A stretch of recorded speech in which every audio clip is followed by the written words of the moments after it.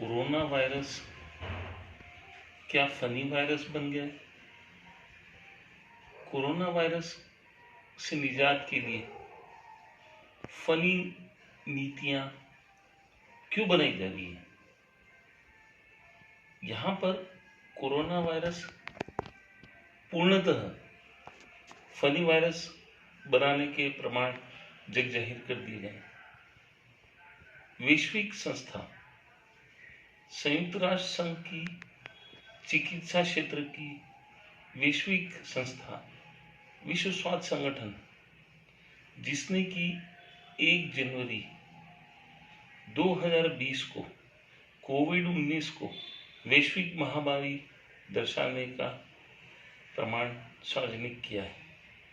उनके अनुसार दिनांक 1 जनवरी 2020 को कोरोना वायरस को वैश्विक महामारी दर्शा दिया गया था, लेकिन यहाँ पर एक और यूनाइटेड किंगडम की एक और संस्था है जो कि उसका नाम है new and emerging respiratory virus threat and advisory group. इस ग्रुप में 16 सदस्य हैं और चिकित्सा जगत के प्रख्यात चिकित्सक भी हैं। उन्होंने एडवाइजरी जारी की दिनांक 19/1/2020 को कि यह वैश्विक महामारी है और इससे निजात के लिए सबसे पहले लॉकडाउन किया जाना अनिवार्य है। अब लॉकडाउन किसके कहने से किया गया? यूके की संस्था के कहने से किया गया कि विश्व स्वास्थ्य संगठन के कहने से किया गया? लगभग 4 महीने पश्चात कोरोना वायरस को फनी वायरस बताते हुए विश्व स्वास्थ्य संगठन और यूके दोनों पलटी मार गए। यूनाइटेड किंगडम की जो संस्था है उसने कहा कि नहीं, अब कोरोना वायरस फनी वायरस है और उसके दुष्प्रभाव उतने नहीं है और ये वैश्विक महामारी नहीं है, लेकिन ये एक सामान्य फ्लू है, सामान्य बीमारी है। और इस अनुशंसा पर विश्व स्वास्थ्य संगठन ने भी मोहर लगा दी। ये पलटने की प्रक्रिया क्या कोरोना वायरस वैश्विक महामारी से निजात पाने की थी या किसी अन्य कारण से? आज विश्व बैंक जब अपनी सब धनराशियां, ऋण राशियां राष्ट्रों को दे चुका है, उसके बाद साजिश के चलते विश्व स्वास्थ्य संगठन ने संपूर्ण विश्व को यह बताया कि कोरोना वायरस बहुत लंबे समय तक चलेगा, ना तो उसकी कोई वैक्सीन है, ना तो वैक्सीन प्रक्रिया की खोज हुई है, और जबकि जो दावे किए जा रहे हैं राष्ट्रों द्वारा कि हमने इजाद कर ली है, लेकिन उसका सफल परीक्षण अभी तक नहीं हो पाया है। अब विश्व स्वास्थ्य संगठन और यूनाइटेड किंगडम की संस्था दोनों ही संयुक्त रूप से कह रही है कि हमें कोरोना वायरस के संग जंग नहीं लड़ना है, कोरोना वायरस के संग साथ साथ जीवन यापन करना है और अपने आप को आत्मनिर्भर बनाना है। तो क्या अब एकाएक ये फनी वायरस हो गया? ऐसा क्यों किया गया? इसके पीछे क्या कारण है कि विश्व स्वास्थ्य संगठन अपने अनुशंसाओं से पलट गया? अब ये अंतर क्यों है और इसकी जवाबदेहिता क्यों समाप्त हो गई?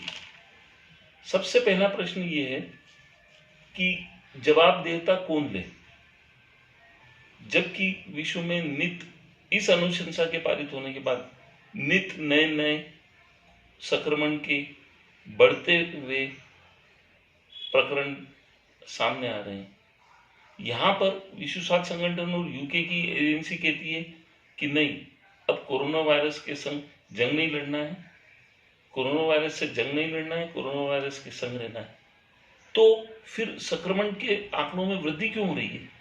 क्या जानबूझकर ये नीति लागू की गई कि अधिक से अधिक कोरोनाग्रस्त वैश्विक जनता बने और वो उसका लाभ उठाए? आज विश्व स्वास्थ्य संगठन अपनी औचित्यता को चुनौती दे रहा है, स्वयं चुनौती दे रहा है, और संयुक्त राष्ट्र संघ जैसी संस्था पर भी संशय खड़ा कर रहा है। ऐसा क्यों हुआ, जबकि विश्व में कई राष्ट्र आज भी कोरोना वायरस की वैक्सीन के लिए जद्दोजहद कर रहे हैं, प्रयास कर रहे हैं, और ऐसी नीति विश्व स्वास्थ्य संगठन की उनके सब जतन को हताश कर रही है और समाप्त कर रही है। आज मजबूरियों को छिपाता आ रहा है विश्व स्वास्थ्य संगठन। विश्व स्वास्थ्य संगठन के पास अपने खुद के चिकित्सक पैनल नहीं है, न ही कोई अनुशंसा करने वाला संगठन है या जिम्मेदारी लेने वाला कोई पदाधिकारी है।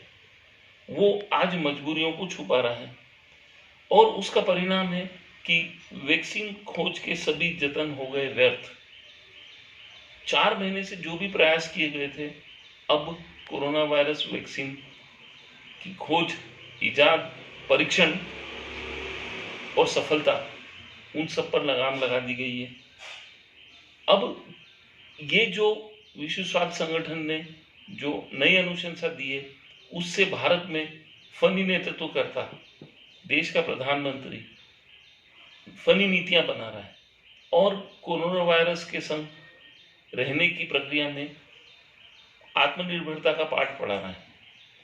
क्या कोरोना वायरस से संक्रमण होगा और अधिक से अधिक संक्रमण होगा, जिससे कि मृत आत्माएं अधिक से अधिक होंगी, और ये कहीं ना कहीं भ्रष्टाचार को संचालित करने के लिए ऐसी फनी नीतियों का मूर्त रूप दिया जाना तो नहीं है। जितने अधिक से अधिक मृत आत्मा होंगी, उनको आत्मनिर्भर कैसे बनाया जाएगा, और अगर उन सब मृत आत्माओं को आत्मनिर्भर बनाया जाता है तो कहीं ना कहीं स्वतः प्रमाण होंगे कि भ्रष्टाचार बहुत जोर शोर से संचालित हो रहा है। भारत ही एकमात्र ऐसा देश है जो कि मृत आत्माओं को आत्मनिर्भरता का पाठ पढ़ा रहा है। ऋण से बनाया जाएगा आत्मनिर्भर।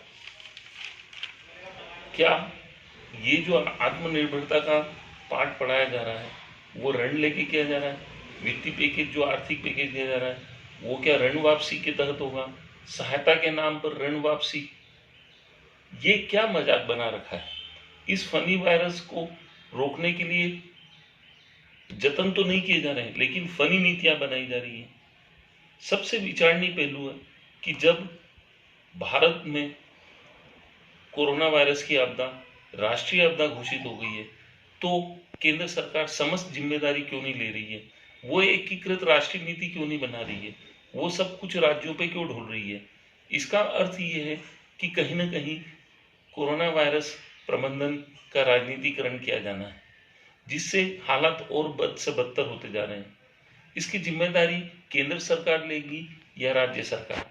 जिम्मेदारी और जवाबदेहिता के अभाव में कोरोना वायरस नियंत्रण और प्रबंधन प्रक्रिया राजनीति का शिकार हो रही है। और यहाँ पर जो हमने देखा है, जो भी भाषण दिए जा रहे हैं, जनता को जो भी संवेदनाओं के बारे में कहा जा रहा है, जब भी कभी लॉकडाउन की चरण वृद्धि होती है तो देश का प्रधानमंत्री सामने आकर देश को संबोधित करते हैं, और वो संबोधित करते हैं उन महापुरुषों की विचारधाराओं को, और उनकी नकल उतारते हैं। जिस शख्स ने राष्ट्रपिता महात्मा गांधी को आजन्म गालियां दी, आजन्म अपशब्द किया, आजन्म अपमानित किया, वो आज उनकी विचारधाराओं को खुले रूप से स्वीकार कर रहा है। ऐसा क्या मजबूरी है कि वो आत्मनिर्भरता का पाठ पढ़ाने के लिए महापुरुषों की विचारधारा को स्वयं की अपनी बता रहा है? ये कि क्यों नकल कर रहा है? संपूर्ण वैश्विक जगत को मालूम है कि क्या थी राष्ट्रपिता महात्मा गांधी की विचारधारा। अब इस फनी वायरस से एक पाठ मिलता है। वैश्विक जनसंख्या जो कि करीब 8.2 बिलियन है, 8.2 अरब जनसंख्या तंग आ चुकी है फनी नेतृत्वकर्ताओं की फनी नीतियों से। इसके लिए उन्होंने इतिहास के पन्ने खंगालने का साहस किया।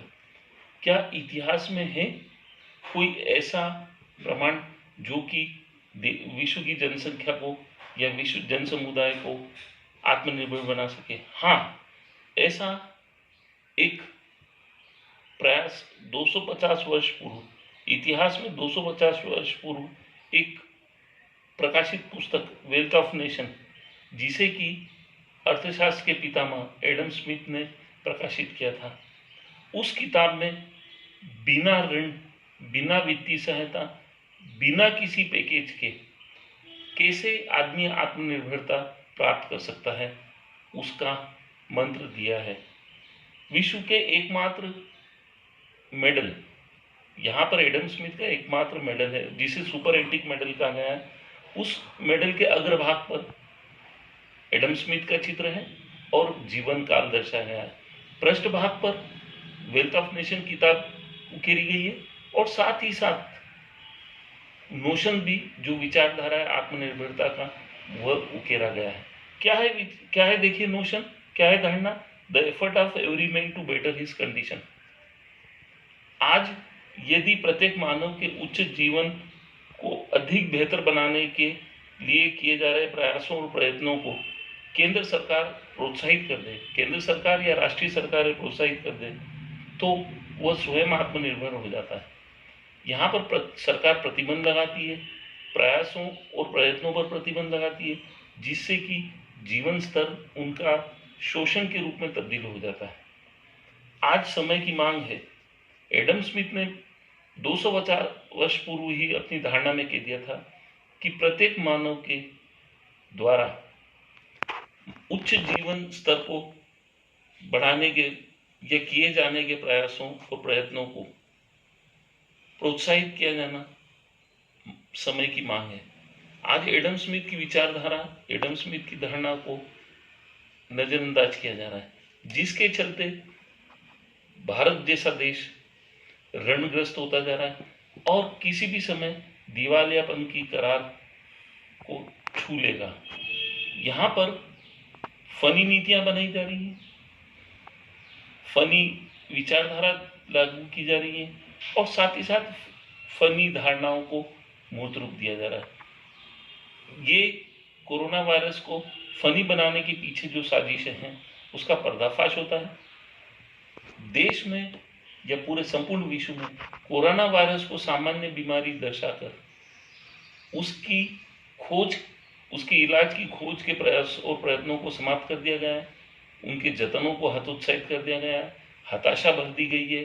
वैश्विक चिकित्सक जगत हताश हो चुका है, तकनीकी शोधन अनुसंधानकर्ता हताश हो चुके हैं और फनी नेतृत्वकर्ता फनी आत्मनिर्भरता की नीतियां बना रहे हैं, जिसके चलते मृत आत्माओं को आत्मनिर्भर बनाने के प्रयास किए जाना संभव होगा। और जो महत्वपूर्ण धारणा है आत्मनिर्भरता बनाने की, उस धारणा को अनदेखी की जा रही है।